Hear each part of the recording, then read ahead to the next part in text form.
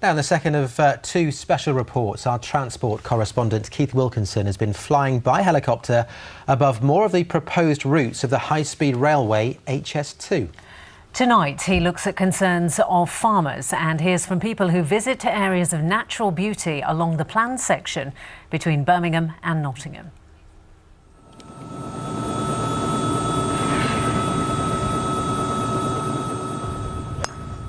The Belfry, one of the world's top golf courses. Unlike a number of other courses, this one has managed to avoid being on the route of the high-speed railway. But only just.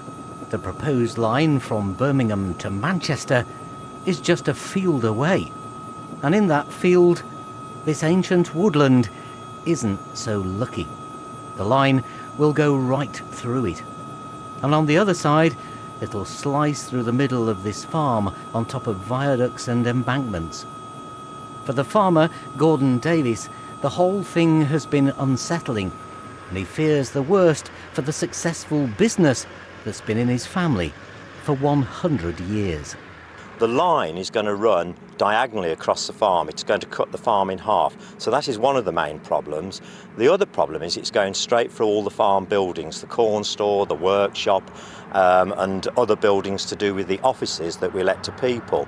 It is basically making this farm unviable. One of the most upsetting things for him to contemplate is the loss of these woods. Hundreds of years old, filled with wildlife and emotional connections to those who farmed here before him. We've been walking through that woodland all of our lives, and our fathers have and whatever. It is where the ashes of my grandpa are sprinkled. There's other members of our family's ashes are in that woodland, and it's quite a shame what's going to happen. Close by is another planned high-speed line, the section that branches off through Warwickshire, Leicestershire and Derbyshire to Nottingham and on to Leeds. Here, more farms stand in the way and are due to be bulldozed. It will also run on a viaduct across the Kingsbury Water Park, which has upset Warwickshire County Council, among others. It could be argued that the Kingsbury Water Park over there is a brownfield site.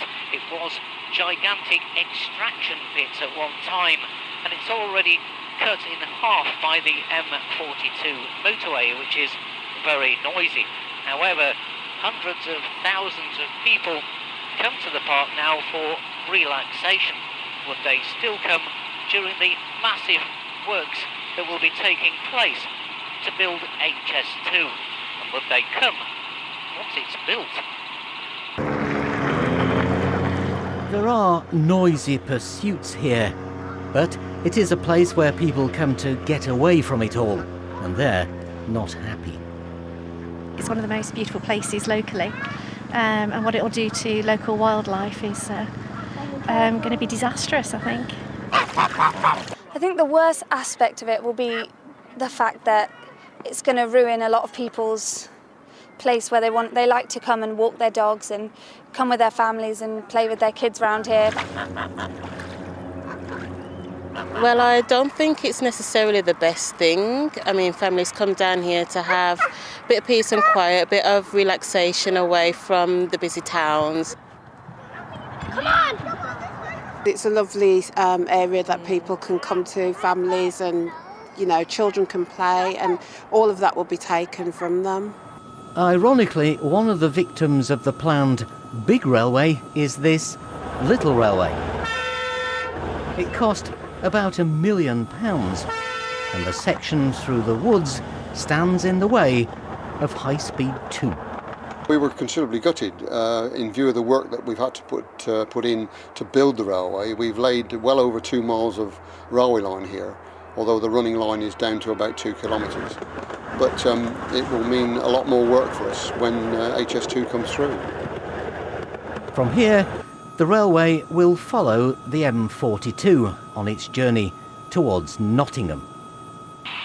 Well, you may think that building a high-speed railway line alongside a motorway is the least damaging option, but opponents of such a scheme would say it could lead to infilling in the inevitable gaps that it will create, that there'll be more demand for houses in those areas and new factories. Here in Leicestershire, even though it's going to be parallel to the motorway, HS2 is due to cut through or close to many buildings, including businesses and new homes. And it will cross this meandering river, said to be of ecological interest. It'll run close to many towns and villages like Ashby-de-la-Zouch, with its historic castle. The railway planners say much will be done to reduce the environmental impact. And supporters say it's more environmentally friendly than building yet more motorways. But one thing is for certain, there'll be a lot more opposition from countryside campaigners who want to protect the beauty of the landscape from HS2. Keith Wilkinson, ITV News. That's Keith Wilkinson's report with those against HS2. But what about those in favour? Well, here's Matt with more details. Sam, thank you. Well, HS2 Limited says it's doing all it can to minimise any impact the new railway will have on the environment, and it has the support of many business and civic leaders across the Midlands. They argue that it'll boost the economy by billions of pounds a year and will relieve congestion on other routes. Well, about 100 supporters of HS2 gathered at the think tank close to what will be the Birmingham terminus of the line.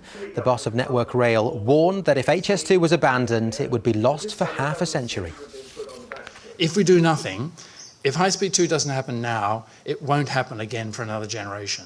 And therefore will be 50 years, 2050, before we have another chance to catch up. That will be an incredibly expensive exercise for our organisation. Well, a task force has been set up to push the HS2 project forward. Its chairman told us the government remains determined to go ahead with it, and he said there were three major reasons why it should not be scrapped. Number one, the benefits to the country of the better connectivity it brings, both from the capacity enhancement and the speed, how we bring markets together.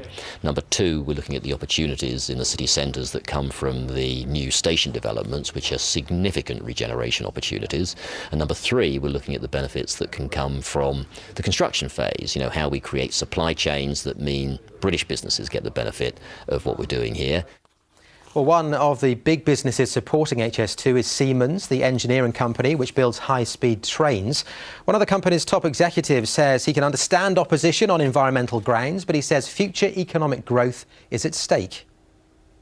This isn't new. If you look at some of the major construction works that have been done in this country, over decades, there is always opposition to anything that involves new projects. And when you look at the end game, I think we've got to look at the long term, look at what the jobs are going to be created in the UK supply chain, look at how the economy is going to benefit.